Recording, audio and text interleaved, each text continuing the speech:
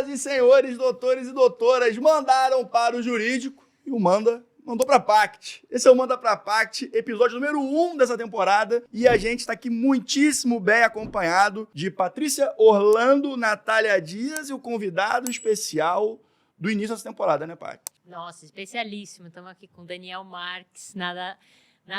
Ninguém pode falar mais sobre inovação jurídica, comunidade jurídica, mais do que Daniel Marques aqui com a gente, né? Exatamente. E, Natália Dias, o Daniel Marques já, acho que passou Paulo Samico agora, número de convites pro Manda? Eu acho que sim, né? Eu não sei como está essa concorrência, mas eu sei que o Manda pro Jurídico anda muitíssimo bem acompanhado e o nível de informação aqui, inclusive de antevisão em relação ao mercado, está em mais altíssimo grau, porque citamos aqui duas figuras jurídicas que, em dois aspectos diferentes, lideram as tendências de mercado. Exatamente. Então, assim, não boba que não sou, já sentei do lado do Daniel, porque enquanto a gravação começa ou termina, eu já pego aqui umas dicas para entender como é que tá o mercado das legal e latex aqui nesse Brasilzão de meu Deus. E a proposta aqui é fazer uma conversa de forma estratégica, assim, sobre o que está acontecendo no nosso ecossistema jurídico, né, de tecnologia jurídica e inovação, para projetar agora 2026, projetar os novos players, as novas tendências. E eu acho que o Dani é uma excelente pessoa para poder falar sobre isso, né, Paty? Nossa, totalmente. Inclusive, nesses novos movimentos, né, Dani, que vocês estão fazendo, a B2L aqui, do Hub, aqui no Rio de Janeiro, a B2L pela primeira vez no Rio de Janeiro. Queria saber um pouco mais de como que está esse novo movimento, a B2L, no Rio de Janeiro, de onde veio esse movimento, como que estão esses novos caminhos. Boa.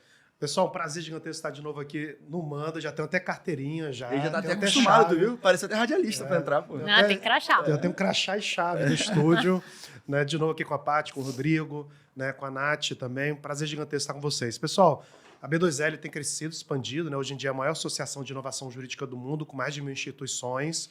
E temos feito vários movimentos, seja de fortalecer, né, o ecossistema local. A B2L nasce no Rio de Janeiro, então está com o movimento de fortalecer o ecossistema local de inovação jurídica, como também levar todo esse aprendizado de geração de comunidade, geração de network e negócio para o mundo.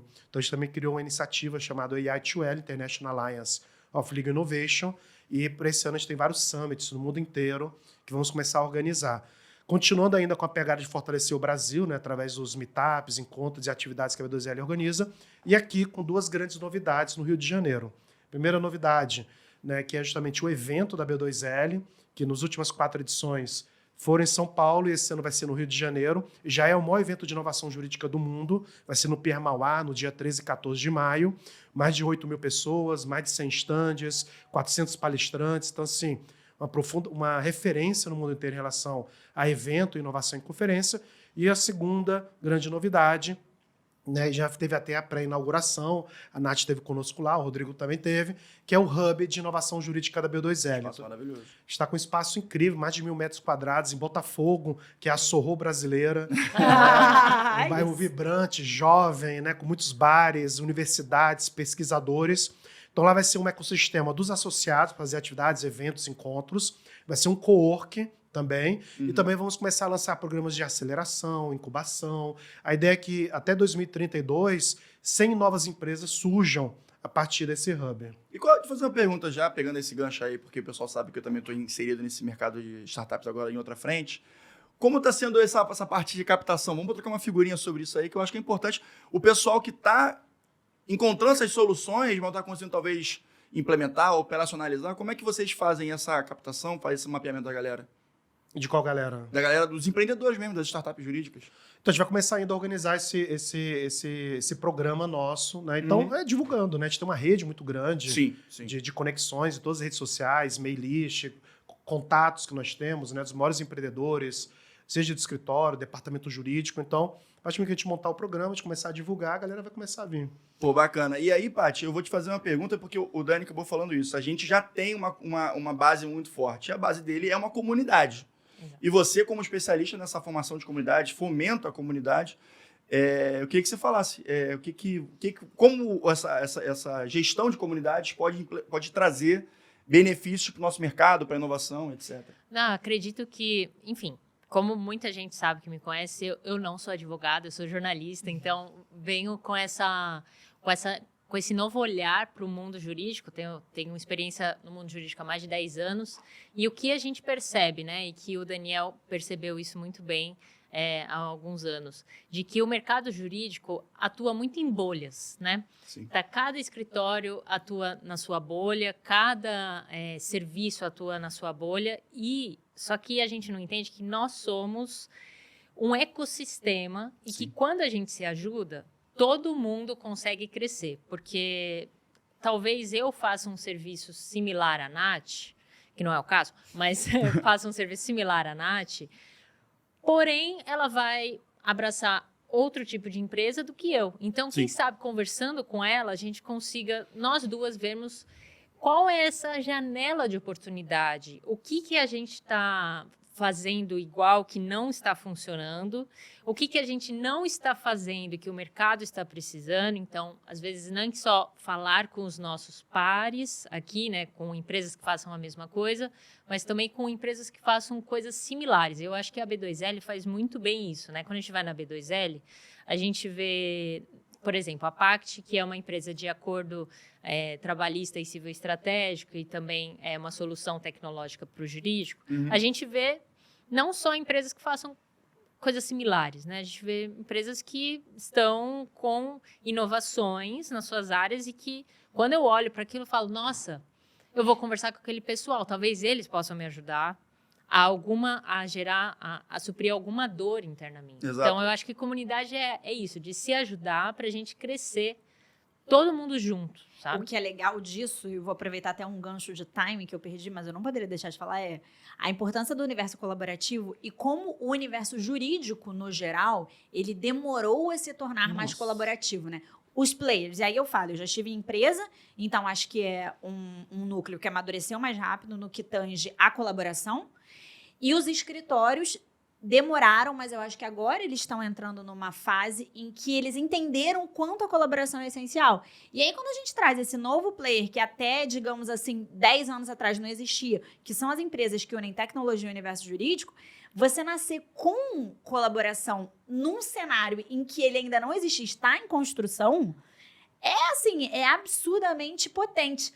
E aproveitando o gancho de falar de colaboração, eu não poderia perder essa oportunidade de agradecer, inclusive, a Daniela Marques, porque trouxe a sede física da B2L para a cidade do Rio de Janeiro. A Sorro brasileiro. Como vocês estão cansados de ouvir aqui no Manda Pro Jurídico, no Manda Pro Jurídico by Pact, sou uma senhora que advogo muito em favor da cidade do Rio de Janeiro e sou uma senhora que tenho que ir muito para São Paulo, inclusive para trabalhar, seja como sócia do BBL, seja como sócia do Manda. Então, a gente deslocar esse ponto, pelo menos no que tange a tecnologia jurídica, e trazer isso para o Rio de Janeiro, Daniel Marques. Muito obrigada. Muito obrigada. Ainda para a Sorro Brasileira. A gente sai de lá, ainda bebe um choppinho, um drink ali. Isso é verdade. Em Botafogo. Isso é verdade. O chopp estava muito gelado no dia da apresentação. Isso é muito bacana também, porque esse movimento de trazer para o Rio de Janeiro, a B2L nasce no Rio de Janeiro, né? Ela é carioca. Sim. Óbvio que São Paulo é uma força gravitacional de business, que é impossível de ser deslocada. Mas esse movimento também nasce de um outro movimento que nós criamos, né, que é o Rio Law Tech Nation.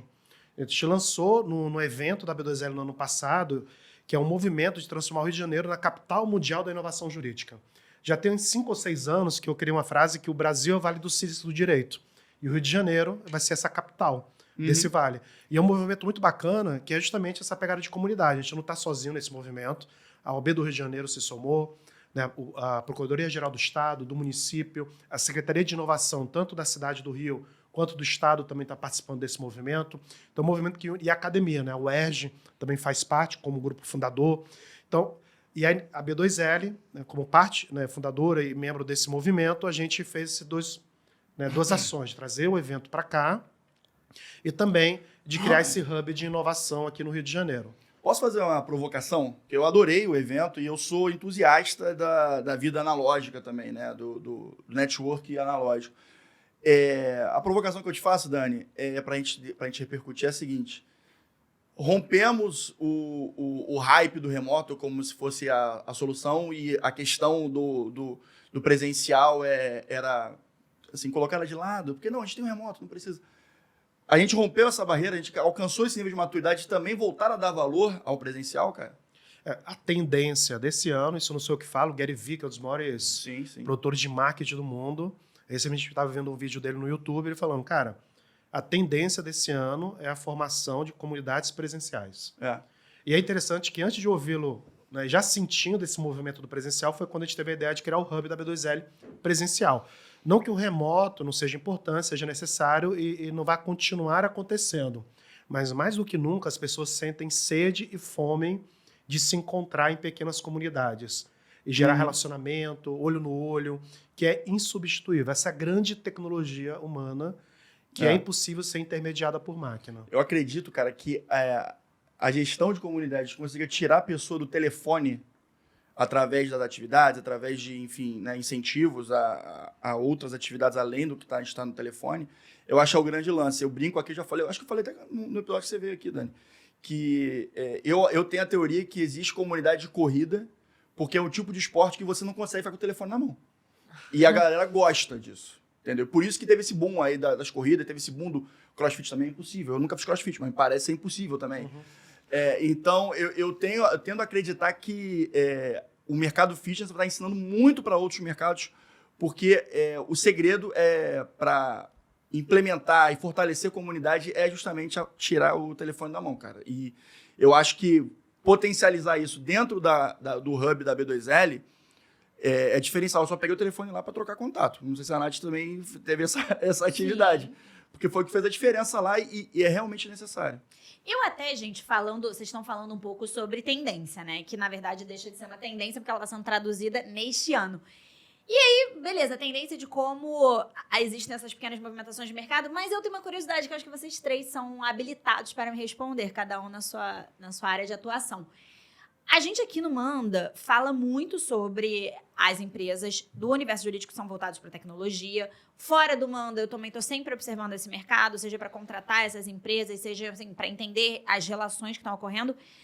Mas esse é um movimento muito novo. Quando a gente começou no Manda para o Jurídico há 4 anos, não existia isso, não era tão pujante.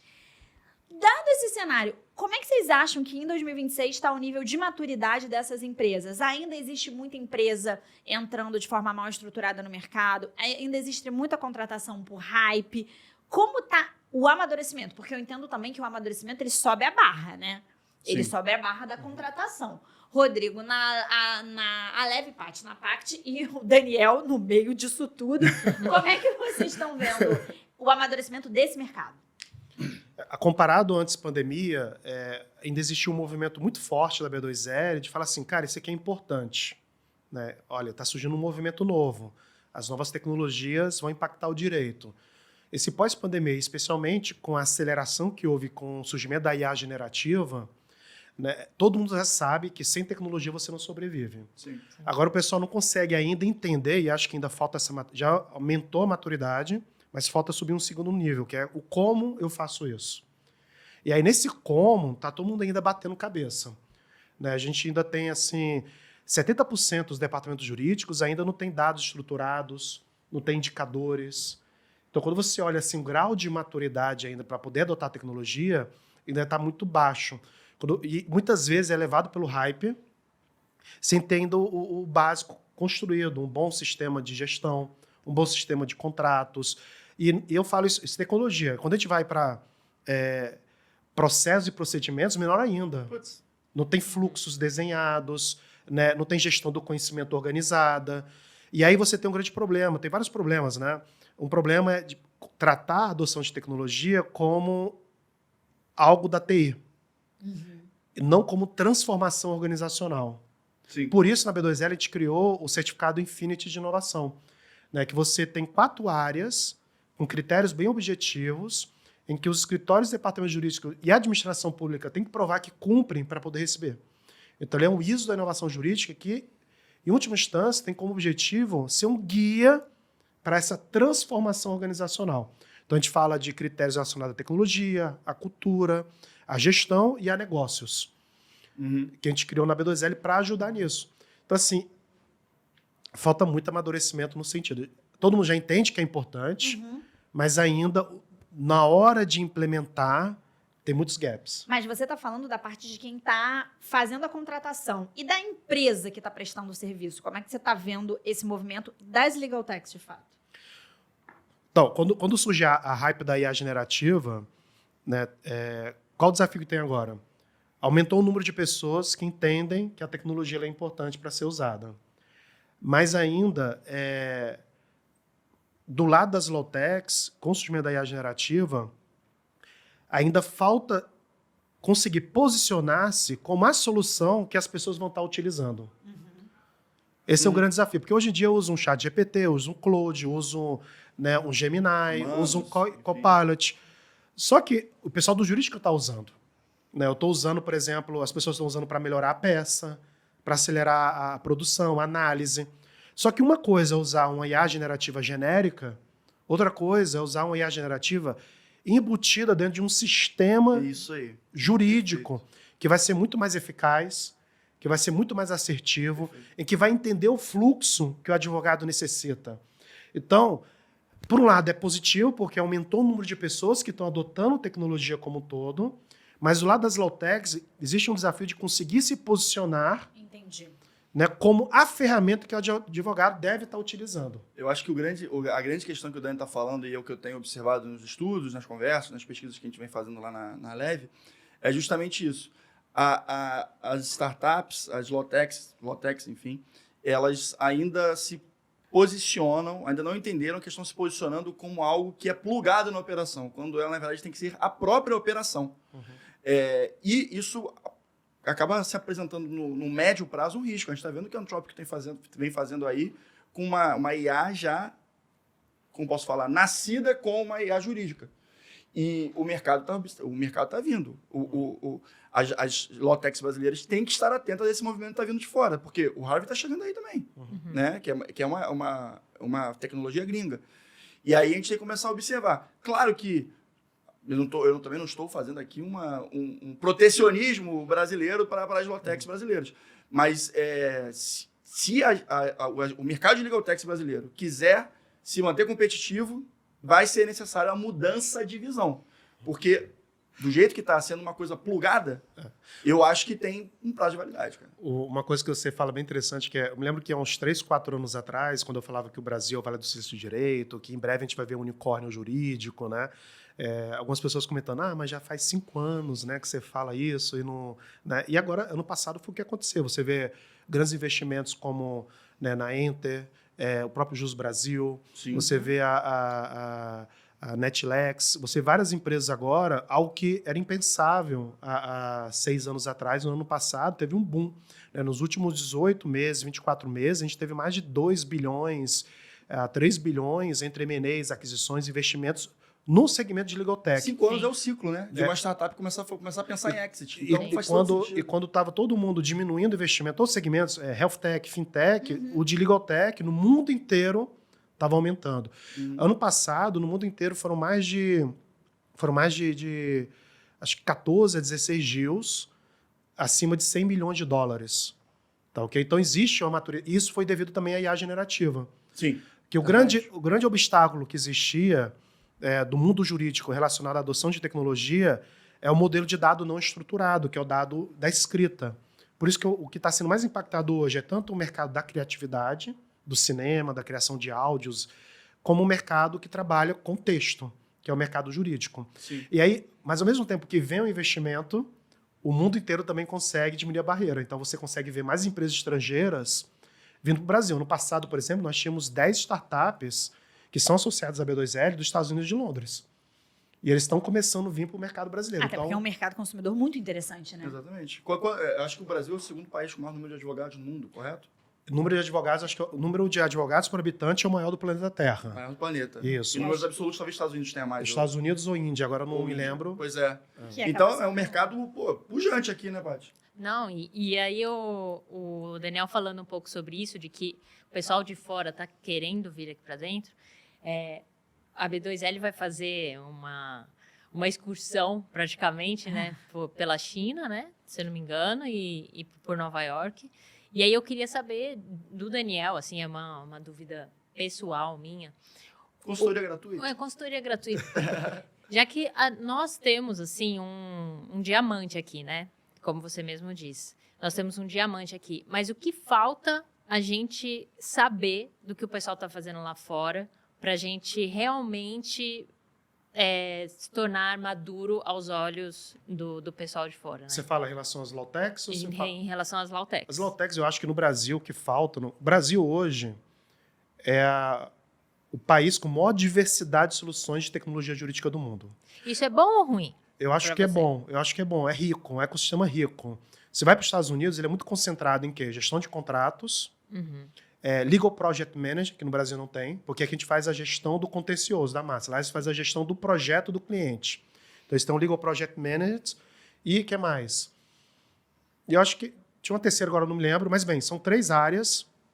A de compliance também, investigação, que é muito forte. O e-discovery, tá ok? Isso é muito forte lá fora. São 3. Aqui no Brasil a gente tem 16, 17 áreas diferentes. Agora, o que existe diferente lá em relação ao Brasil que ajudaria as Lautecs e Legaltecs a melhorar? É dinheiro. Ou seja, lá o mercado, tanto o mercado americano quanto o mercado inglês e europeu, os recursos financeiros são maiores e mais abundantes. Então, você consegue construir ferramentas melhores. O UX das ferramentas eles são incríveis. A experiência do usuário, né? Como eles constroem a ferramenta, assim, é de outro nível. Mas, por outro lado, lá também, o próprio cliente paga melhor. Né? O próprio cliente Dá também mais valor. dá mais valor. Aqui no Brasil, a mentalidade dos escritórios e departamentos jurídicos é a mentalidade que eu falo assim, paroquial. Mas já vem melhorando um pouco também, né? Vem melhorando, mas ainda falta muito. tá- Lá eles falta. pagam mais caro.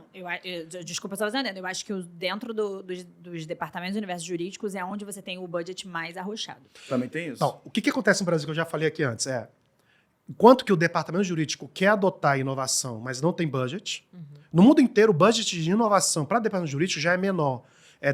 Não chega a 2%, enquanto as outras áreas da empresa é de 6% a 7% por departamento.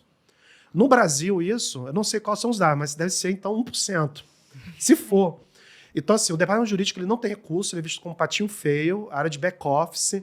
O diretor jurídico não consegue se posicionar de tal modo a sentar no conselho, ele passa por outros intermediários, seja o CFO, né, ele não conversa direto com o CEO. E é isso. Então, assim, ele quer inovar, mas não tem dinheiro. Os escritórios teriam mais liberdade para estar inovando, eles ainda têm medo. Vou ser substituído, eu vou... não, mas aí vou fazer diferente. Não, isso aqui está funcionando. E eles não entendem que a revolução é muito rápida. A gente está superestimando o que vai acontecer daqui 2 ou 3 anos. Richard Susskind fala isso. Não, mas ainda está funcionando. Assim, mas está indo muito rápido. Daqui 2 ou 3 anos, o que está funcionando não vai funcionar mais. Entendeu? Isso me pega num ponto que até quando a gente estava falando sobre o nível de maturidade desse mercado de empresas que associam tecnologia e universo jurídico, tem um ponto que está acontecendo hoje socialmente que não vai atingir só a esse tipo de empresa, como vai atingir a todos, que é esse movimento no-code, que, ou seja, a maioria das pessoas, atualmente, pessoas minimamente interessadas, conseguem programar. Eu nunca tinha usado o Lovable. Eu usei o Lovable pela primeira vez, deve ter uns 3 meses, para fazer uma calculadora de ROI, especificamente para a empresa do meu marido. E foi, óbvio que não é absurdamente fácil, mas é uma coisa muito factível. Absurdamente factível. E isso muda tudo. Porque se você entra nesse movimento no-code, que o que quer dizer? Você não precisa de um programador efetivamente, você tem software em que você consegue conversar com ele, ele desenvolver o projeto, a plataforma para você, muda um pouco a posição das empresas. E unindo a isso, você tem os CEOs das maiores empresas hoje de tecnologia focadas em inteligência artificial, como o Sam Altman falou, que entre 8 e 12 meses... A função essencial hoje dos programadores, ela pode... E, mais uma vez, eu estou falando que o Sam Altman falou. Eu nem estudo esse mercado de programação para poder dizer com autoridade. Estou replicando uma fala dele.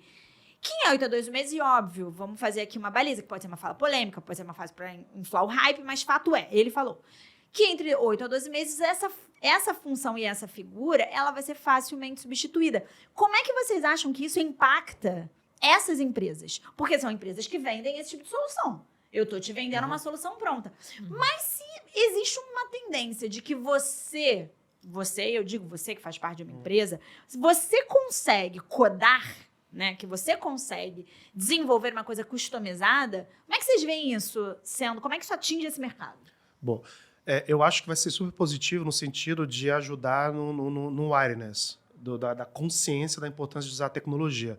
Há 20 anos atrás, quando surge o Excel, todos os contadores ficaram com medo de ser substituído, porque aí os cálculos eu monto a planilha, né? E o que aconteceu na verdade? Aumentou o número de pessoas que estavam buscando os contadores. Então, os contadores não foram substituídos, mas aumentou o número de pessoas que estavam usando o Excel, e aí falou assim, cara, consigo fazer? Mas, pô, eu não sou contador. Não, Eu não sou contador.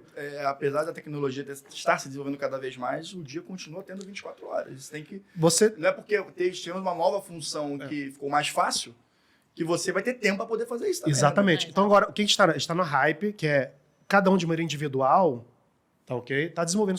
Esse final de semana mesmo, eu acabei de falar, né? Eu desenvolvi, eu usei o Cloud, usei o Codex do ChatGPT, e aí terminei com o Lovable. Eu fiz um OKR, um sistema de gestão de OKR da B2L. Eu fiz lá no final de semana, tá ok? Dei um trabalhinho, tá ok? Gastei algumas horas nisso. Teve uma hora que eu falei assim, cara, era melhor ter pago um cara, mesmo que fosse assim, pô, R$1.500 esse projeto aqui, do que eu estar fazendo. Mas eu acabei fazendo, dá para fazer. A grande pergunta é, eu fico pensando assim, eu comparo também com o YouTube.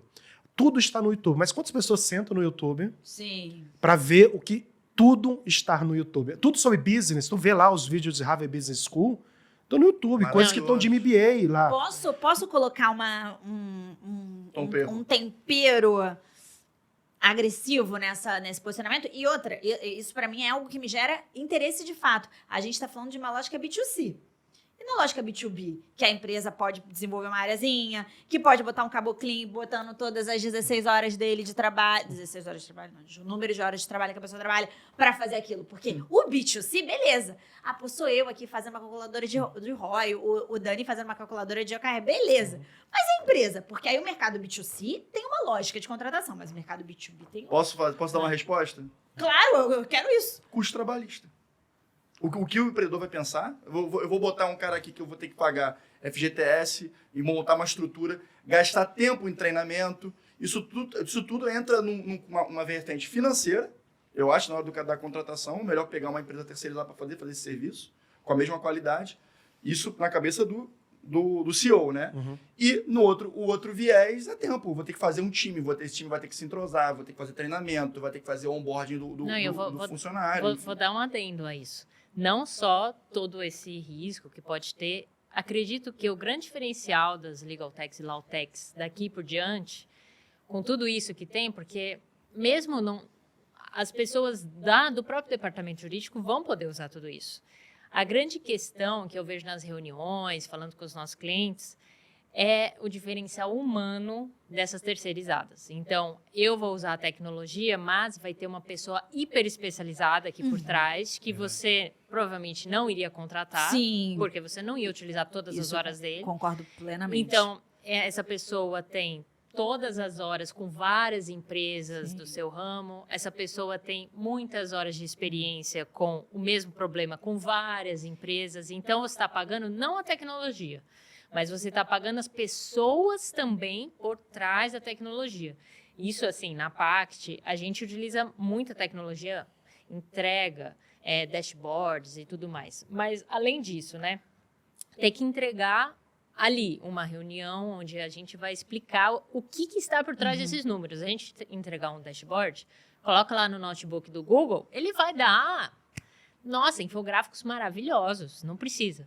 Então, eu acho que o grande diferencial daqui para frente vão ser as pessoas bem treinadas que vão dar um olhar crítico. Uma curadoria, né, do conhecimento. Eu concordo integralmente com você, Paty, e é o mesmíssimo argumento que justifica jurídicos internos contratarem escritórios de advocacia. É o mesmo argumento, a lógica é exatamente a mesma. Lógico. Eu concordo. Eu fiz essa pergunta com esse raciocínio na cabeça, até porque estou do lado de escritório de advocacia. Mas eu queria ouvir o que vocês iam falar. Deixa eu olhar também para a história, que é o seguinte, antes da pandemia, tinha aquele movimento do famoso In-Company, onde as empresas tinham uma área de inovação, onde eles desenvolviam internamente soluções. Claro, dali vão surgir ideias que vão ajudar a impactar, a melhorar, né? Mas quando você olha como um ambiente de negócios, aquilo ali, ele não é escalável, ele não é aplicável para tudo. Então, eu contratar um terceiro, né? É muito diferente de desenvolver internamente. Hoje, na prática, existem pesquisas que mostram isso, tanto em escritório como em departamento, em âmbito pessoal, mais de 70% a 80% das pessoas estão usando algum tipo de IA generativa. Sim. Então, na minha empresa eu não uso ainda. Hoje estamos montando, o famoso, que a advogada adora falar, né? Eu sou advogado também, tem lugar de fala. Né? Estamos montando a política, né, de uso. Meu, o pessoal já está usando esse negócio. Agora, ou você vai usar de maneira individual e não se tem uma gestão do conhecimento, ou você usa de maneira estruturada e organizada. Sim. Né? E aí eu acho, Dani, que a gente pode correlacionar isso com o fator de comunidades que a gente estava falando. Sim.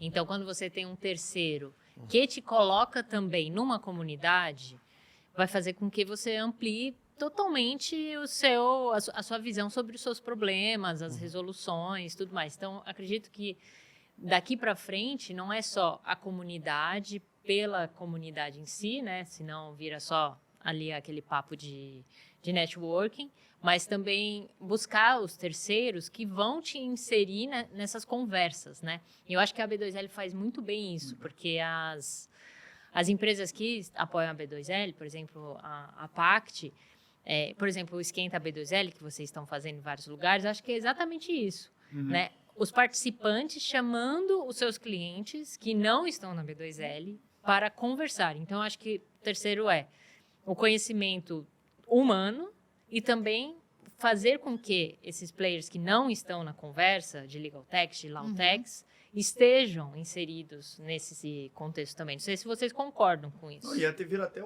por exemplo, eu sempre falo assim, para mim o KPI mais importante que tem é o ROI, independente. A minha cabeça comercial é sempre essa. Então, por exemplo, esse evento da Esquenta B2L, por que não uma empresa que está prospectando uma possível contratante, chamar, olha só, vem entender o que a gente faz, vem entender qual é a solução, vem entender o ecossistema que eu estou inserido, as mentes nas quais eu estou conversando. E o cara, a partir desse momento, nessa oportunidade, por exemplo, ele começa a enxergar valor. Ele começa a ver que o mundo acaba sendo muito maior do que está dentro ali do departamento, que, de novo, a gente tem que repetir, tem muito valor. A máquina não anda sem o interno, é óbvio que não anda. Mas para dar o próximo passo, para realmente, talvez até um jurídico ser enxergado de maneira mais estratégica e menos back-office dentro da empresa, esse tipo de ambiente vai abrir a mente desse cara. Ele fala, cara, é muito além do que eu estou enxergando aqui, que é da operação do dia a dia. E isso faz muita diferença. Só para explicar esquentas, né? Só o pessoal está nos ouvindo. O que são os esquentas? São meetups voltados à inovação e tecnologia no direito que a B2L organiza no Brasil inteiro. Então, esse ano, esquenta por quê? O esquenta para o B2L Lex, Law Tech Experience, que é o maior evento de inovação jurídica do mundo. Então, são meetups prévios ao evento, onde os associados organizam localmente. Então, a gente fortalece também o protagonismo do associado local. Então, a gente vai ter em 15 cidades no Brasil inteiro, nesses 2 meses, esses esquentas locais. Caramba, eu trabalho em 15 em 2 meses, cara. 15 esquentas em 2 meses em 15 cidades. São Paulo não, que acho que vão ter 2 ou 3, mas assim... Incluindo da Pact. Incluindo da Pact está organizando. Então, se você é de um escritório, um departamento, só entrar lá na página da B2L, no calendário, você vai ver todos os esquentas, poder se inscrever, participar, se encontrar com pessoas que estão desenhando e liderando o futuro do direito. E não em teoria, na prática, de maneira concreta. E aí eu vou fazer uma pergunta para a Paty aí, pensando em Pact. É até difícil.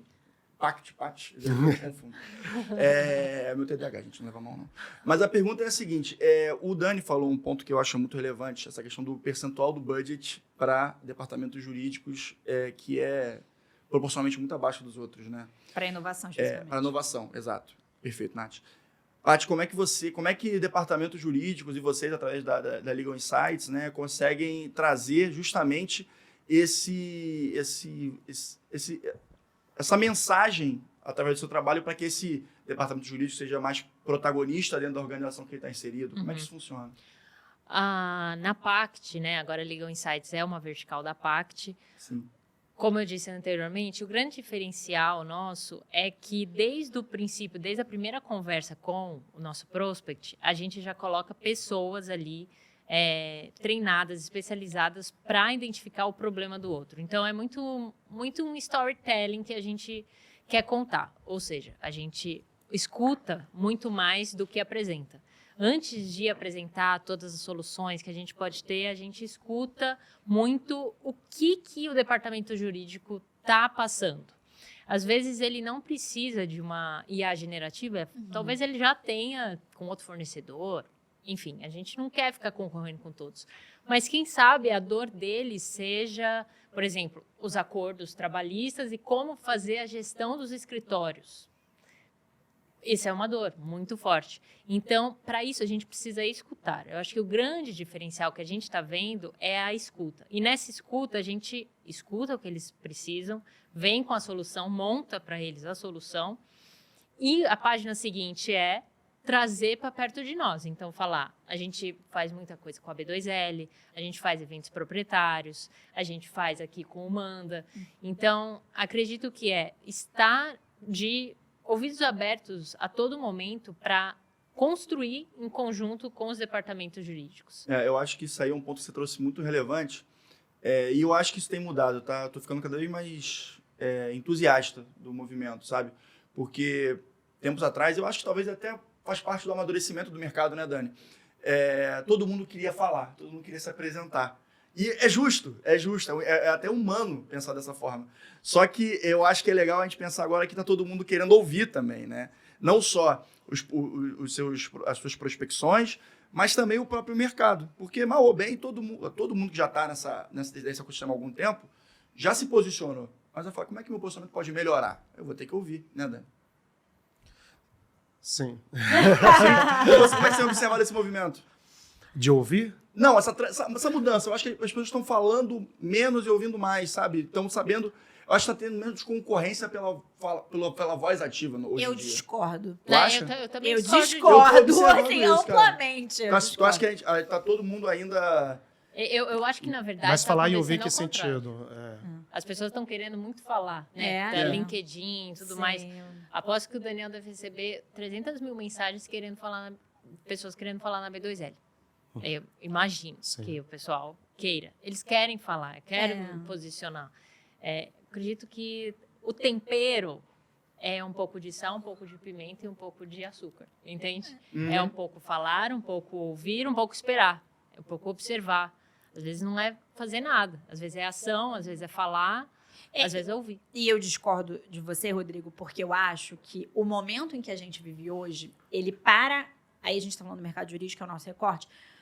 E aí, no mercado jurídico, a gente tem todos os players. E aí, vamos trazer o player, que é o departamento jurídico, que contrata, o escritório, que presta serviço, a Legaltech, que presta serviço, e entidades como a que o Dani representa, que são entidades, nesse caso, voltadas para as Legaltechs, que tentam entender o cenário e trazer proposições aos seus associados e auxiliar seus associados. Então, vamos pensar que a gente tem 4 players. Envolvidos desses 4, a gente tem um que ele tá ali mais para entender do que para concorrer com a galera. Para abraçar todo mundo.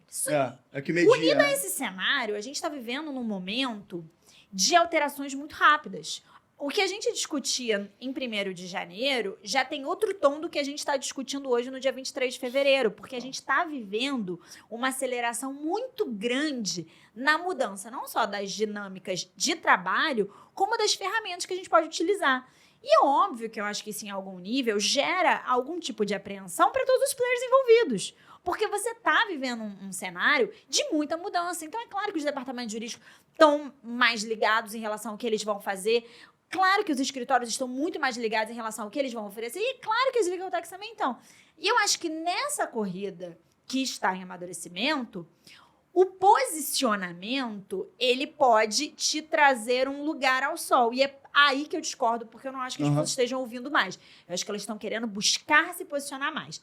Agora, se essa busca pelo posicionamento, ele tem sido feito da melhor forma possível, ele tem sido uma venda de soluções ou uma narrativa que seja coerente, acho que isso é um outro debate, está num segundo lugar. Mas o fato eu acho que todos esses players, e mais o que acontece em termos de dinâmica, faz com que a ideia do posicionamento se torne uma necessidade central. E aí o posicionamento como necessidade central faz com que você queira dominar a narrativa. E para dominar a narrativa você tem que estar no palco. E para estar no palco você tem que ter o que falar. E para ter o que falar você tem que falar. Entendeu? Especialmente no mercado jurídico brasileiro, em que você tem uma limitação muito grande de como você pode se posicionar. Se você pega um mercado americano que é mais aberto, um mercado inglês que é muito mais aberto, você tem mais caminhos de posicionamento. A própria propaganda, né, a televisão, rádio, internet. No Brasil é muito limitado. Você só pode se posicionar enquanto promotor de conteúdo. Isso falando dos escritórios, né? Então, assim, acho que é um desafio muito grande. E poucos palcos. Né? Poucos palcos e poucos modelos de se posicionar. Então, existe o problema de mercado, né? De oferta e procura ali. E com a hype, somado isso com a hype, cada um acaba se posicionando. É coerente ou não aquele posicionamento? Porque uma coisa é o que o cara fala, outra coisa é quem usa, né, aquele cara que está falando aquilo. Mas a questão é o seguinte, cara, o tsunami está vindo, ele está cada vez maior e os escritórios no Brasil, especialmente escritório, eu acho, não estão entendendo. Acho que semana passada, 2 semanas atrás, a Baker McKenzie, que é um dos maiores escritórios de advocacia do mundo, tem 15 mil colaboradores, eles demitiram 700 colaboradores. E por quê? Muito bem lembrado. Aí tem o IA Yoshi, né? Que é tipo assim, não, é por causa da IA. Na verdade, o cara já queria demitir. Né? Não sei se é o caso do Baker McKenzie. E aí, quando você olha... Mas existe, sim, esse cenário. Existe cenário, várias empresas de AI Yoshi, né? Não, é IA, é inovação. E aí também é uma mensagem para o mercado, olha, não, está melhorando a operação. Somos mais eficientes. Estamos mais eficientes, o mercado então se posiciona. Sim. Né? Lá no caso, quando você olha para o Baker McKenzie, a galera que foi demitida, a galera muito o quê? Operacional.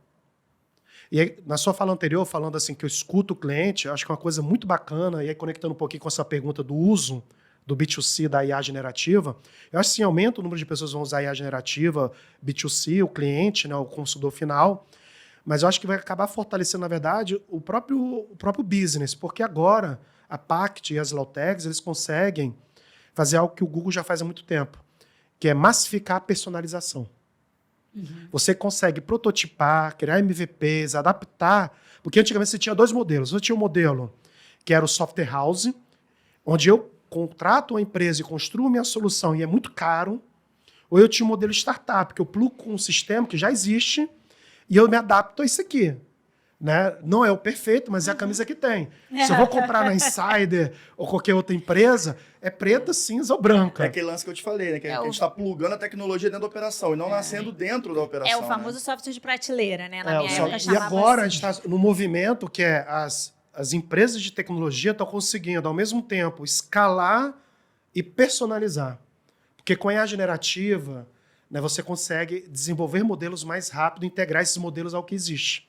Então, é um movimento novo que já existia no Google e outras empresas há muito tempo estão começando a surgir. E aí a Lautec ela tinha que se posicionar. Eu sou uma empresa de consultoria, cobrava muito caro. Eu sou uma empresa de prateleira e me contrata baratinho. Agora existe um middle market ali que é né, não tão barato quanto prateleira, não é tão caro como consultoria, mas eu consigo te atender. E as Big Four estão sofrendo com isso, porque as outras empresas de consultoria estão conseguindo entrar no mercado que elas não... que era mais dominado ali, porque... né, era muito caro e tinha aquele posicionamento forte. Então, a gente vê um movimento novo. E aí você vê lá, né, a Baker McKenzie demitindo operacional, por quê? Sendo AI Yoshi ou não, realmente, o sócio, a diretoria, ela está descendo mais para o campo. No final do ano passado, o Nubank, né, fez o que ele chamou de o famoso Founder Mode, que virou moda no mundo das startups, que é ligar o modo fundador. Ele demitiu toda a galera gerencial para ficar mais perto do chão de fábrica, do operacional, de quem está lá executando. Então, a IA generativa está demitindo toda a galera de gerencial. E engraçado que o pessoal, no começo, né, do boom da IA, falava que o pessoal que seriam os júniors que seriam as principais vítimas, né, de layoffs, etc. Mas a gente está vendo que talvez não seja exatamente isso, né, Dani? É a galera que mais coordena, porque antigamente você tinha o quê? Uma estrutura piramidal, escalonada, né, que uma IA generativa hoje em dia você consegue quebrar. No meio. E aí você diminui a diferença de quem está aqui mais no operacional com quem está na liderança. Só que no Brasil a galera ainda está assim ainda. Sim, Né? sim. Ainda tá muito piramidal ainda. Lá fora já estão fazendo esse movimento que começou nas empresas fora, como eu trouxe Startup Mode, né, o Founder Mode, perdão, né, tá começando a trazer e ser replicado dentro dos escritórios de advocacia lá fora. Você também observando esse movimento, Paty, né, com os clientes da Pact? Não, eu percebo muito, principalmente que está começando a aparecer nas reuniões de prospecção e tudo mais, muita diretoria. E antigamente A galera tá mais interessada. a né? galera tá muito interessada. Cara, muito. sócio de escritório de advocacia, especialmente a de escritório de Vê o advocacia. que você vai falar que vocês são dados lá de uma, Daniel. ok? Vamos lá. Sócio de escritório de advocacia, geralmente, né, na ampla maioria das vezes, 99% Botou do um Brasil... geralmente, cara. Geralmente, que é 99%. Mas daquele 1% é Natália. Exceto a Natália Dias, CPF e tal. Temos uma área de inovação. Só que essa área de inovação onde o sócio é responsável, o sócio, na verdade, ele responde, continua tendo uma carteira gigantesca de clientes, ele não está dedicado a essa área de inovação, contrata-se uma outra pessoa, sendo advogado ou não, para puxar e liderar. Só que essa outra pessoa que puxa e lidera, isso se replica um pouquinho também na diretoria jurídica. Não tem liberdade de decisão, não tem liberdade orçamentária, não tem liberdade de experimentação. E aí você, toda vez que vai tomar uma decisão, tem que voltar de novo para o sócio, que em teoria é o responsável pela inovação, que não estava na reunião, e aí não toma-se a decisão, ou demora-se para tomar a decisão. Então é isso, o que a gente precisa ver é realmente sócios que estão dedicados à inovação. E aí eu até acrescento uma camada ao que o Dani falou, que é o fato de que a estrutura, e eu falo isso com toda a propriedade, a estrutura do escritório de advocacia no Brasil hoje, elas são massivamente orientadas de forma que os tomadores de decisão de todas as áreas são profissionais voltados para o universo jurídico, são advogados, porque eles são os sócios. Você não tem hoje... Não é permitido, inclusive, que nessa estrutura jurídica você tenha, e aí jurídica eu digo em termos de estrutura societária, você tenha sócios que não sejam advogados. E aí eu acho que nasce uma tendência, na verdade não é nem uma tendência, isso já era uma tendência há muitos anos atrás e talvez agora se torne uma necessidade, de você ter no seu quadro de founder, de você ter no seu quadro de tomador de decisão real, de você ter no seu quadro de sócio, de C-level, se você quer trazer para uma analogia empresarial, pessoas que não sejam voltadas exclusivamente para o universo jurídico. E o que me leva a uma pergunta que eu queria ouvir de vocês, que é um pouco de futurologia, mas eu, como todo brasileiro, me interesso por futurologia. Nesse momento que é nessa corrida e que a gente traz os gaps de cada player, como eu citei, a gente tem uma média de 4 players nesse mercado. Então, a gente entende um pouco do gap de quem está na empresa, um pouco do gap do escritório, um pouco do gap da Legal Tech e um pouco desse papel aí das organizações como a B2L. Quem que vocês acham que nessa mudança louca que a gente está vivendo, gente, que eu acho muito louco mesmo que a gente está vivendo, quem que vocês acham que vai liderar essa mudança abrupta, que eu acho, do futuro do direito? Acredito que quem vai dar a lanterna na mão de todo mundo vão ser as organizações. Ai, Daniel. Que Ai, Daniel. moral! Por quê? Tá preparado, Daniel? Que sentido? Paulo- Explique mais. Não, porque acredito, vejo assim, ao longo dos anos, né, a B2L, um grande exemplo, vocês pautam as conversas. As conversas são pautadas, tem um marco muito forte nos departamentos jurídicos pré e pós a B2L. Pós a B2L, a gente sempre vê que as conversas mudam, o teor das conversas muda. É pautar conversas. Gente, isso é, sim, o primor da comunicação, né? Quem pauta a conversa guia todo mundo. Então, eu acho que as organizações que fazem essas comunidades se aglutinarem de uma melhor forma, pautar as conversas de uma maneira cada vez mais sólida, é isso que vai direcionar para o futuro. E aí, acredito que as legal techs e as law techs vão ser como se fossem o asfalto dessa estrada. Então, a B2L daria o caminho, a gente estrutura tudo isso para os departamentos jurídicos e os escritórios passarem. Né? Eu não sei o que vocês acham, acabei de criar essa analogia. Eu acho que é bem interessante, porque assim, se você olha historicamente na B2L, o primeiro lugar a falar de legal design foi na B2L. Né? Foram os nossos associados e a gente divulgando. O primeiro curso a gente fez no Rio de Janeiro, ali na URCA, da Tessa Manuelo, 2016, de legal design. Quando a gente pensa em CLM, de contratos, quando você pensa em ODR, né, tudo isso a gente foi sempre puxando ali, pautando pela B2L. O Legal Ops mesmo, o primeiro livro foi coordenação junto com a Futiró e a B2L. E a gente já tem falado já há 3 ou 4 anos das famosas LSPs ou Law Companies, que é o escritório de advocacia se entender também como uma empresa de consultoria e como business. Né, o que é um movimento que está acontecendo lá fora muito grande. No ano passado, mais ou menos entre 20 a 30 empresas se consideraram como AI first. e estão pedindo permissão para ser também escritório de advocacia, tanto na Arizona quanto em Londres. Né? Então, eles se posicionam como um escritório de advocacia AI First, né? E com permissão para atuar na advocacia. Claro, o modelo brasileiro ele é diferente, mas eu vejo vários escritórios que entenderam que eles têm que ter a dimensão de jurídica, que é essencial, que é a atividade core. Né? Se eu contrato um advogado, tem que fazer um bom contrato, né? Fazer com que esse contrato seja desenhado de tal modo que, ao gerar um conflito, seja resolvido da maneira melhor possível para ambas partes.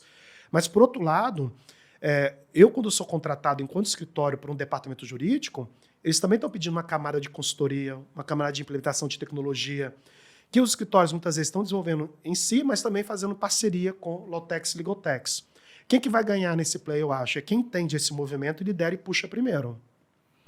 E quem acha que... Porque, assim, de boa, cara, quando a gente olha para o grande mercado brasileiro, é o quê? Contencioso. Sim. Vai diminuir para quanto?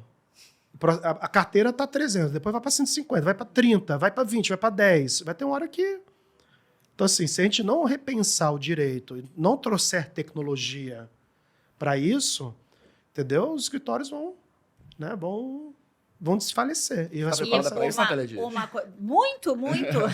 Uma coisa que eu já falei algumas vezes, vou repetir, e aí, mais uma vez, como eu tenho mais de 200 horas salvas no YouTube, vocês tudo lá pode ver se a história vai me absorver ou me condenar. Eu acho que hoje, os maiores escritórios do Brasil, hoje, a gente tem um prazo de pelo menos 5 anos para essa pirâmide se inverter, para essa ordem se inverter. Por quê?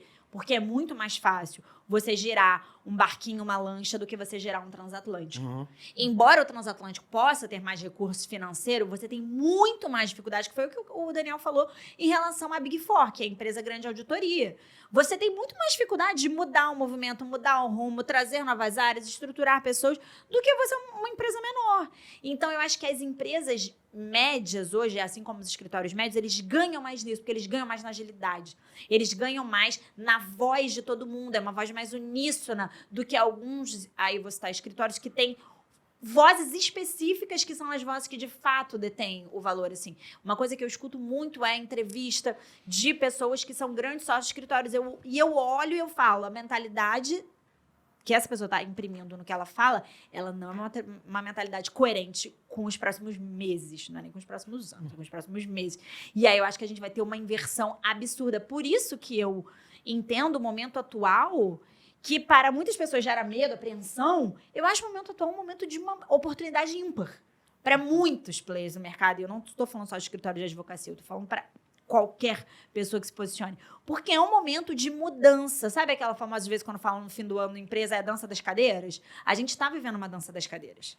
Porque não é todo mundo que está entendendo, não é todo mundo que está aceitando. O Daniel falou um exemplo sobre carteira de contencioso. E aí, para quem trabalha em escritório, sabe muito bem. A gente tem muitos grandes escritórios que eles foram criados e desenvolvidos a partir de carteiras de contenciosos robustas. Né? Então, eu atendo, sei lá, 10 maiores empresas do Brasil, eu tenho essas 10 carteiras de contencioso e isso me dá um conforto para me tornar ali, estou entre os 10 maiores escritórios do Brasil. Essa realidade já vem mudando e ela vem mudando justamente para um ponto que o Daniel está falando. A precificação está sendo espremida. Todo mundo também que trabalha com escritórios ou que está operando nesse cenário sabe que a área de contencioso é uma das áreas mais inchadas dos escritórios. E por que o serviço jurídico ele é tão caro? Aí agora, se você não sabe, saiba. Por que o serviço jurídico de escritório ele é tão caro? Porque ele trabalha com intelecto e capital humano. Então, ele precisa de muitas pessoas. Tem projeto que você tem 10, 15 pessoas. Eu estou falando de um projeto, às vezes, de consultoria. Não é um projeto massificado. Isso custa muito caro. Qual que é a tendência? Sim, enxugar isso. Porque antes eu precisava de 15 cabeças pensando. Agora, de repente, eu preciso de 3. Exatamente. E um auxílio. Então, realisticamente, não é que o jogo está mudando, é que o jogo mudou. O jogo mudou. Tanto para quem oferece serviço quanto para quem contrata.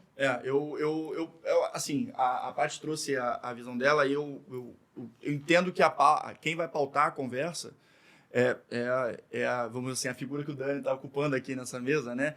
De ser a liderança de reunir o pessoal, reunir todos os players e conversar sobre o tema. Mas isso vai vir de um poder de observação que o próprio Dani tem e vem fazendo isso nos últimos anos. Mas a pauta da conversa vai surgir de um lugar que a gente não necessariamente já tenha sido criado. Porque a inovação nasce nesse encontrar a oportunidade para melhorar, né? E, claro, são as startups, são os empreendedores, e aí eu acho que é um trabalho de dupla, do Dani com a galera que está chegando aí, trazendo essa inovação, trazendo essa revolução que a gente está vivendo, e trazer a pauta, o Dani, opa, a pauta é essa aqui. A pauta é essa aqui, então eu vou trazer isso aqui para a gente conversar, eu vou trazer isso aqui para a gente debater, eu vou trazer isso aqui para a gente desenvolver. Eu acho que, na verdade, é uma relação até umbilical entre o empreendedor e a organização que está trazendo isso. E, naturalmente, darwinismo profissional, digamos assim, as empresas vão acabar absorvendo também as tecnologias e as soluções de forma, acho que, quase natural, sabe? Eu acho que faz... Eu concordo com você, Rodrigo. Quando eu penso em quem vai liderar, eu acho que é um trabalho muito colaborativo. Muito colaborativo. Porque o ecossistema, ele é interdependente. Pois é. Não dá assim, tem um player específico, acho difícil, porque a lógica é de interdependência. Então, o que pode acontecer é que um grupo de pessoas, então um grupo de players unidos, eles vão liderar um movimento, mas ainda assim eu acho que tem que ter um ali de cada classe, digamos, eu também concordo. E uma dúvida, gente, eu adoro que eu aproveito essa mesa pra ficar jogando pra galera as perguntas que eu me faço. Eu acho que até sei que você vai perguntar. O quê? Fala aí, vamos ver. De repente você junta uma... Qual é a pauta do ano de 26? Eu tinha pensado em perguntar isso, sabia? Então nós três somos todas. Não, as era 3 isso, principais pautas. Mas pode ser, talvez vocês possam responder 2 em 1, então. Catando qual é a pauta. E um segundo ponto vocês acham que tem uma próxima onda, parafraseando um livro que eu li, gostei muito, que tem uma próxima onda aí que a gente não tá vendo, que tem um fator que pode estar vindo, que vai mudar de novo completamente a dinâmica? O efeito Ou não? Cinderela. Ou vocês acham que as cartas estão razoavelmente dadas? Essa resposta Rolou um silêncio, eu percebi essa resposta eu não sei o falar. anjo passou. Profunda Rolou um reflexão. Eu não sei fiquei porque pensando. eu acho que se acontecer eu vou ser surpreso também. Porque, Você vai tomar o caixote. eu vou tomar esse caixote aí dessa onda, cara. Eu acho que exatamente porque as coisas estão mudando tão rápido, tão A gente não pode rapidamente, subestimar, né? que a gente não pode subestimar, assim, é isso, a nossa mente não tem a capacidade de imaginar tantos futuros, sabe? Exatamente, Eu acho que a gente tem não é isso. o Doutor Tipo o Estranho. Doutor Estranho. Exatamente. Mas a gente pode se guiar por algumas pautas. E Não é aí, mesmo? Dani, você E aí, como Dani que é o filósofo. o Eu curador acho- das pautas. Eu acho que o filósofo, ele pode ter um exercício aí de Ninguém é melhor que um filósofo. Ninguém é melhor que um filósofo. Boa. Eu acho que vai depender do player, né? Eu acho que o escritório, né, de advocacia que não se posicionar como um law company também, não ser só um law firm, mas um law company, ele vai cada vez mais ser deixado para trás. Vai perder mercado. O departamento jurídico, que não entender que ele tem que lutar para ter um budget melhor, pessoas dedicadas à inovação e contratar mais rápido, prototipar mais rápido, testar mais rápido e organizar a casa, esse diretor jurídico vai ser demitido. Porque a pressão, se você olha o cenário geopolítico mundial, é de contenção de despesa. Sim. Tá ok? Então, ele vai ser substituído, porque o grande sonho, que é o cenário atual, de um CEO, de um CFO, é demitir e colocar no lugar do diretor jurídico um engenheiro, como acontece nos Estados Unidos. Sim. Tá ok? Então, o diretor jurídico tem que sair daquele locus de consultor do conselho e entender que ele também gere dentro da empresa um negócio. E ele tem que gerar linhas de negócios dentro da empresa, que é o livro que a gente está lançando, o Departamento Jurídico como área de negócios. Legal. Como ele pode utilizar o raciocínio jurídico para a geração de novos negócios. Então, isso é importante. A Lotec e Legaltech vai depender muito como ela se posiciona no mercado, mas ela também vai acabar se posicionando muito como esse consultor de criação de soluções que ganham escalas mais adaptadas a cada cliente. Tá? Perfeito. E aí a gente olha um ecossistema mais B2B. Quando a gente olha a advocacia, que é a advocacia mais autônoma, o que a gente está enxergando? Um aumento de uma litigância, porque hoje em dia um advogado autônomo, 2 advogados, ele consegue gerar uma série de número de processos, principalmente na área consumista, contra as empresas, está aumentando muito. O judiciário está utilizando mais inteligência artificial também para tomada de decisões, mas aí não está a resposta da solução do problema. Porque já saiu o CNJ em números e o número de processos judiciais no Brasil só aumentou. Sim. Né? Então, qual é a solução do problema para esse contencioso que a gente... É repensar o direito através de uma lógica tecnológica. O que a gente fez até agora foi copiar o analógico para o digital. Mas a lógica continua analógica, cheia de gargalos.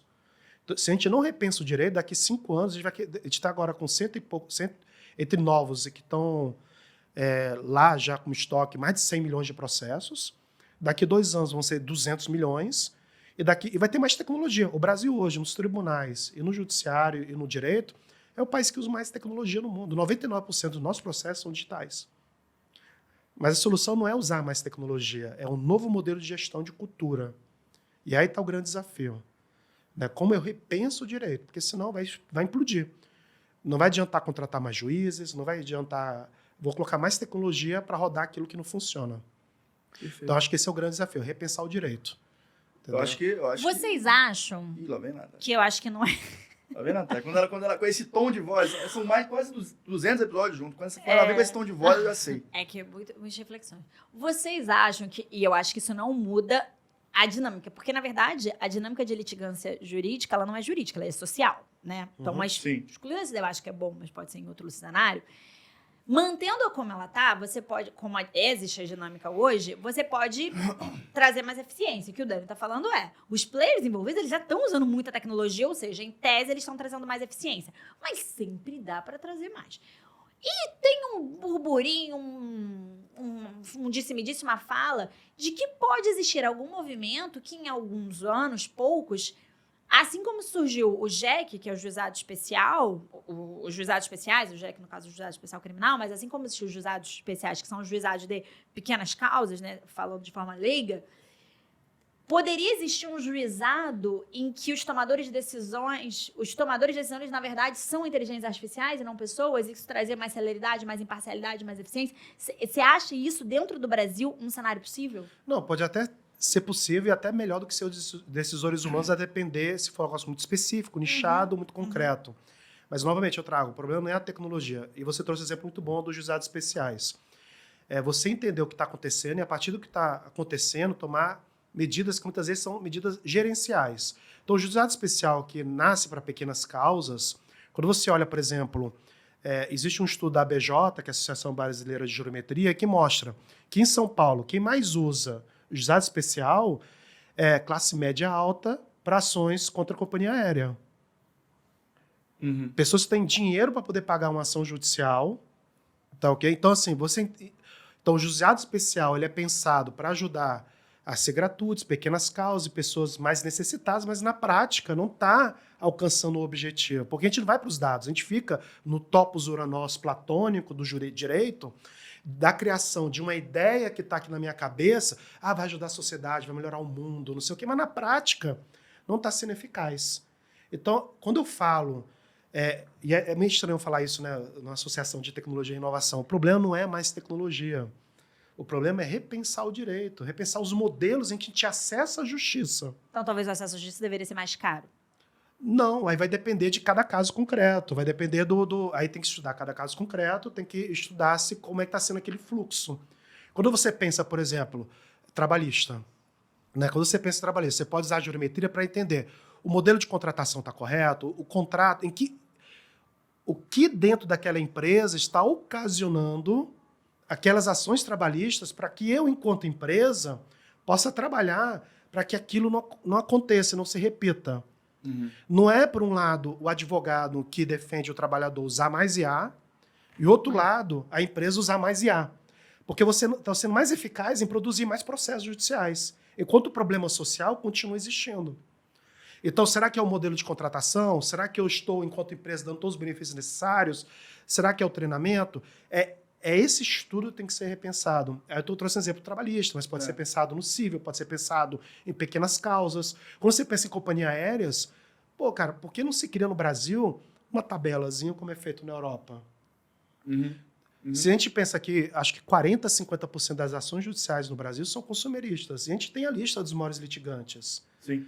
Né? E aí o problema é acessar mais judiciário? Será que a gente não pode estabelecer um conjunto de regras? E é essa discussão que a gente não está vendo. O que você está trazendo aqui é uma coisa legal, que seria o design thinking da origem do litígio. E aí algumas empresas, inclusive, fazem isso já. Então, elas fazem um desenho ali, desde o topo do maior número de razões de litígio até a base para... Por que isso começa?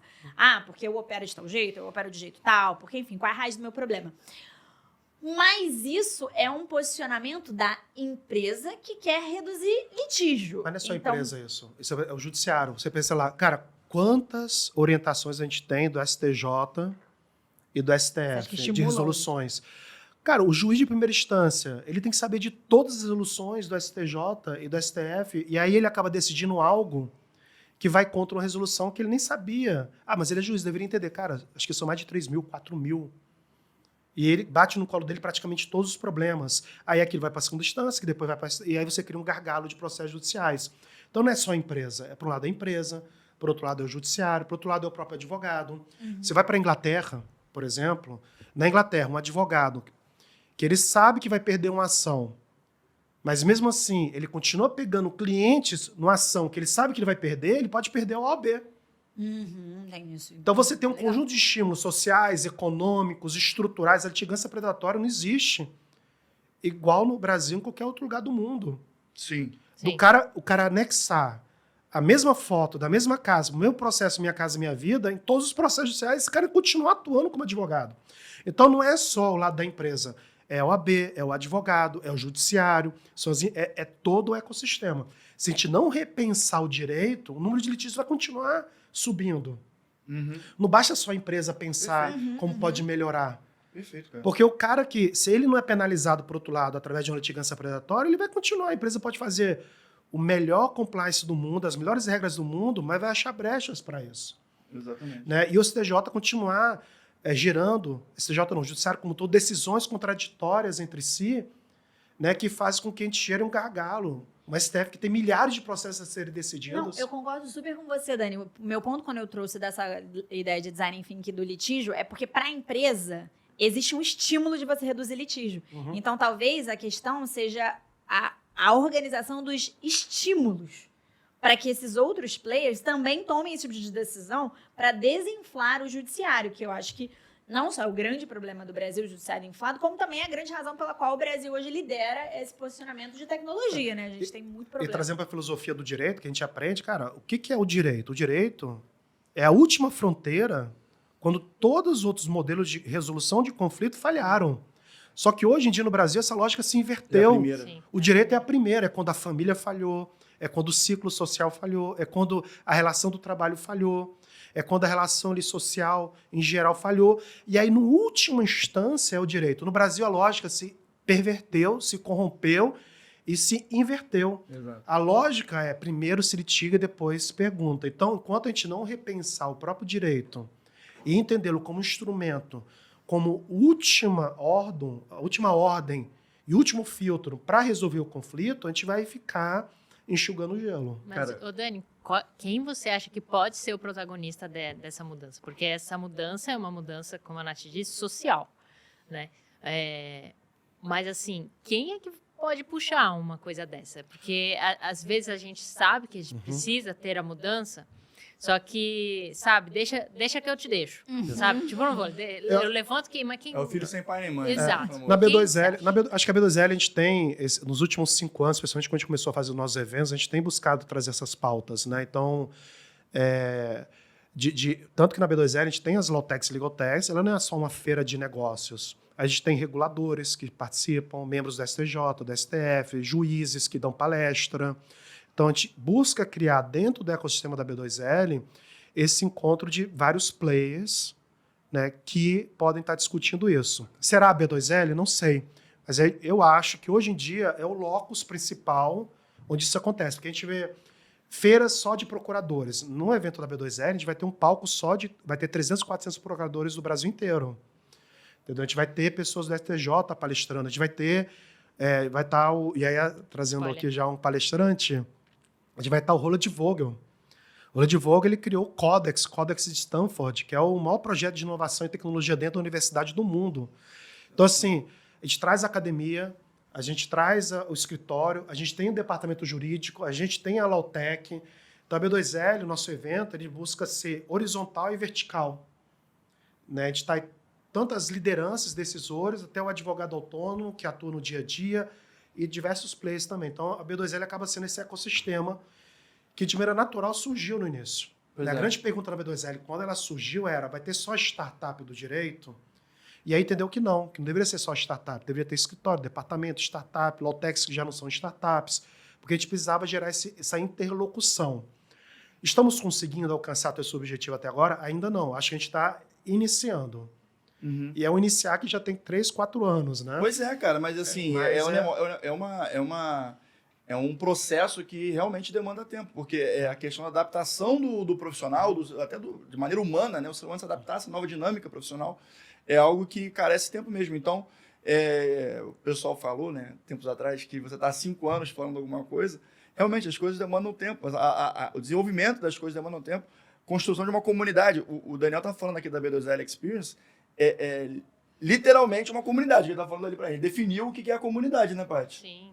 E a comunidade hoje em dia que vai além de mero networking, né? E é o que você disse. Não é uma feira de negócios, não é...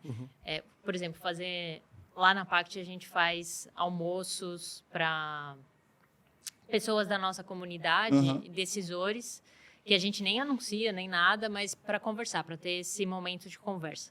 E aí o que a gente busca ali não é networking, o que está acontecendo na sua empresa, o que está acontecendo na sua, o que está acontecendo na sua, e aí a gente tenta trazer um outro fator, que é esse que você fala, vertical. Um outro fator externo para que a gente consiga ver além dali da nossa bolha, porque muitas vezes a gente fica falando de problema, solução, mas o cerne da questão, que eu acho que o Dani pontuou muito bem, que é o ecossistema ainda ele está engessado, né? E isso vai muito além, eu acho que vai muito além até do direito, sabe, Dani? Vai para algo com jornalismo, com pegar a população em si, que não são só os operadores do direito, os responsáveis. Sim. Os responsáveis... O direito é espelho do que a gente tem como sociedade, Tem né? como No final das sociedade. contas, é isso. Então, talvez seja algo assim, educação, seja algo... Como que a gente se vê como brasileiro? Sei lá, vamos ler Gilberto Freire, Sérgio Buarque de Holanda, para entender como que os brasileiros se constituíram como sociedade que está sempre em disputa. Nossa, falta muito. É uma sociedade que está sempre em disputa, desde que a gente existe como brasileiro. Então, como ir no horizontal, vertical e fora dessa bolha, né? Mas esse caminho que a B2L faz, eu acho que é o que eu disse, né? É a lanterna para onde a gente precisa caminhar. Boa metáfora, né? Esses passos de criação, né? A filosofia grega ela nasce a partir do ócio criativo. Então, os primeiros filósofos eram pessoas que tinham tempo para poder pensar e refletir sobre qual é o fundamento do mundo, quais são os princípios que regem, né, a sociedade. Então, esse ócio, uma conferência, um meetup, um esquenta da B2L, um almoço que você organiza, encontrar-se com outras pessoas que têm a mesma vibe, eles são momentos de espaço. E a gente pensar assim, óbvio, tem que pagar boleto, temos que gerar negócios, mas pensar também enquanto sistema de sociedade e justiça, que eu acho que esse é o grande diferencial da B2L. A B2L, quando ela surge como um ambiente de geração de negócios, mas também ela surge como um ambiente de como repensar a própria justiça. Sim. E esse repensar a própria justiça, que ainda falta a galera sentar para poder refletir, porque a gente está no modo sobrevivência. A gente está constantemente no modo sobrevivência. E quando a gente está no modo sobrevivência, pirâmide de Maslow. Então, eu tenho que comer, eu tenho que dormir, né? A gente não consegue pensar em novos caminhos. E é por isso que na B2L a gente cria esses ambientes de meetups, encontros mensais com o departamento jurídico, os demo days, benchmarks, mentorias, imersões internacionais que a gente faz de negócios.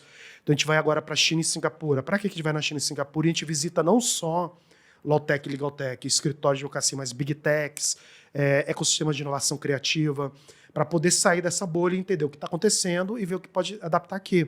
Por isso a gente está organizando summits no mundo inteiro. A gente vai organizar agora em Nova York, Londres, Lisboa, Singapura e México, 5 summits internacionais, para poder também se conectar com esses sistemas internacionais e falar assim, cara, o Brasil, e mostrar o que a gente está fazendo no Brasil também. Claro. Né? Leva ao Brasil claro. e fala assim, cara, o Brasil a gente está liderando nisso. O que a gente pode aprender de vocês? Vamos lá para o Brasil? Então a gente está gerando esse ecossistema também global, de conexão global. Mas enquanto a gente não pensa enquanto justiça, e a gente só pensa enquanto negócio, o negócio ele também está muito adaptado ao espaço e tempo. Então quando você pensa através no direito enquanto justiça, enquanto sustentável economicamente e sustentável enquanto sociedade, você consegue se antecipar a movimentos. Porque a primeira coisa que você tem que fazer é matar o seu próprio negócio. Isso é Google fala isso. Se você pensa só no próprio negócio, você vai estar fechado naquela tua bolha. Sim. Por isso, e é uma das razões da B2L ter mudado também para São Paulo, de São Paulo para o Rio de Janeiro. Que a gente tinha entendido que a gente estava, apesar de ser muito novo, 4 anos de evento, hoje vai para a 5ª edição, eu falei, cara, eu tenho que repensar o evento. Tá muito legal, a gente chegou no ápice, já eram 6 mil pessoas por dia. Eu falei assim, cara, vamos repensar o evento, fazer uma coisa diferente. E é uma das razões de ter mudado para o Rio de Janeiro. Não é porque se a gente faz sempre a mesma coisa e fica pensando só em negócio, o outro chega e nos passa. É verdade. Ou seja, gente, o futuro do direito, ele pertence aos filósofos, aos sociólogos e aos interessados e adaptados às novas tecnologias, né? Acho que isso aqui ficou E o claro. futuro direito estará presente na B2L Experience, com certeza, né? Como a gente está vendo. Já pensou nisso, Sim. Daniel? Sempre tá. Ele tentou ser modesto, ele titubeou. Tem que ser, não. Não tem que ser, não. 15 segundos de... E é o Vou futuro. refletir Eu com gosto de gente assim. humildade, vou Eu refletir gosto de com gente que sabe humildade. do seu potencial. Santa Teresa de Jesus falava que a humildade é a verdade diante de si, dos outros e de Deus. Aí, ó, tá Então, vendo só? mas cara, a B2L a gente traz as tendências e pessoas que realmente estão fazendo de fato, de verdade. Tanto que a gente tem um palco que é só de cases concretos de aplicação de tecnologia durante 2 dias que as empresas vão trazendo clientes, vão trazendo esses cases, ó, funcionou assim, não funcionou desse jeito. É um momento de troca de experiência muito forte, além de você ter ali uma vitrine, né, das principais empresas, são mais de 100 empresas lá com seus produtos e serviços para você conhecer, e além de toda a dimensão lúdica que existe dentro do evento para geração de experiência. Então, a gente vai ter lá samba, a gente vai replicar a Rua do Lavradio, Adorei. entendeu? Dentro do evento, que a Rua do Senado também a gente vai replicar lá dentro, que é a rua mais sexy do mundo. Tu viu esse negócio? Saiu agora na Bem Forbes, legal né? Uma isso, coisa dessa. A É rua bem mais legal cool do isso. mundo, a Rua do Senado. Então, a gente vai replicar isso lá dentro do Rio de evento. Janeiro, né, gente? Ia ser onde? Então, isso é Rio de Janeiro, isso é Brasil. Essa dimensão da filosofia ela é muito séria, muito verdadeira. Tanto que os grandes CEOs do Vale do Silício estão voltando a estudar filosofia, Sim. porque no final, diante do mundo... Tem muito CEO de startup estudando essa filosofia, tá? Exato. No mundo que é tão veloz, muda tão Aqui rápido, no Brasil, a gente tem que fala. estudar aquilo que permanece. Sim. Né? Aquilo que permanece. O que vence o tempo, né? O que vence o tempo? Para Então, saber que horas são, é preciso saber que horas eram. É Bert isso. Schwartz falava isso, que é um de estudos culturais. Perfeito, perfeito. É isso aí. Eu acho que tá bem entregue essa primeira edição, né? Miramos na tecnologia, terminamos no ser humano, ó. Só para vocês pensarem sobre isso. Eu queria agradecer a participação do Dani, que, cara, que belo início de temporada, né, Paty? Nossa, sim, me sinto privilegiada de estar aqui conversando com o Dani nesse início de ano, né? Que agora o carnaval terminou. É verdade. Início de ano. E acredito que o futuro a gente está construindo todos juntos, com várias mãos. E acho que é isso, né? Pensar um pouco fora da casinha. Mas, Sim. Dani, muito obrigada por estar aqui com a gente no Manda Pra Pact. E obrigada, Rô e Nath, também. Já vou agradecendo aqui, porque esse ano a gente tem uma temporada Muito longa bacana. e eu tô muito animada. E nada, assim, melhor do que começar com o Dani. Exatamente. Eu vou agradecer também na pessoa de Rodrigo, mas representando o Manda, a sua participação, cara. Você sempre abrilhanta aqui na nossa conversa. Eu sempre saio daqui me sentindo provocado. Eu acho que a tua missão também é essa, né? Fazer um incômodo aqui, fazer a gente pensar o que a gente pode melhorar sempre. E você faz isso com muita maestria. Vou agradecer naturalmente a participação de Natália Dias, minha sócia, minha co-founder do Manda Pro Jurídico. Obrigado, Nath. Muito obrigada, gente. Amei. Super episódio. Eu acho que não tem como ouvir um episódio desse com atenção e na íntegra e não sair maior, tanto profissionalmente quanto pessoalmente. Então, meus amigos, Para qualquer outra dúvida, vocês têm 3 opções de pergunta para quem mandar. Manda para o jurídico, manda para a Pact e manda para o Daniel. Enche o saco dele na caixinha de pergunta que ele adora responder, que ele está respondendo direto. Tá bom, pessoal? Queria agradecer também aqui pelo convite, né? Maravilhoso. É muito bom ter bons amigos, né? Você sai aqui com o ego inflado, né? Mas, pessoal, se você não existe melhor modo, a gente faz vários exercícios de futurismo, mas existe melhor modo para liderar o futuro. Perdão. Voltando um pouquinho, não existe melhor modo do que adivinhar o futuro do que liderar esse futuro. Sim. E se você quer liderar esse futuro, cara, a B2L é um desses ecossistemas onde a gente sempre está pensando, né, o que fazer, né, e como estar à frente do seu tempo. Convido vocês também a estar lá na B2L Alltech Experience, que hoje é o maior evento de inovação jurídica do mundo, mais de 8 mil pessoas ali no Pier Mauá, dia 13 e 14 de maio. E também visitar o nosso hub, nossa sede da B2L, fica em Botafogo. São todos bem-vindos, vai ser um ecossistema vibrante, vai ter eventos, palestras, espaço de posição para trabalhar, para escritório, departamento jurídico. E faço aqui um abaixo-assinado para que a Paty possa se mudar para o Rio de Janeiro. Tá, okay? Alô, Lucas! E aí, Alô, Lucas, libera aí. Porque a personalidade Paty do Rio de Janeiro é diferente da de São Paulo. Né, para que possa estar conosco. Parabéns aí, Pact, pela iniciativa, pela parceria Manda Jurídico, e conta com a gente, pessoal. Então é isso, meus amigos. Grande abraço. Ficou sensacional esse episódio. Sai daqui muito feliz. Para qualquer outra dúvida, manda para o jurídico, manda para o Daniel ou manda para a Pact também. E até o próximo episódio. Tem muito mais coisa boa por aí. Gente. Beijo. Tchau, tchau.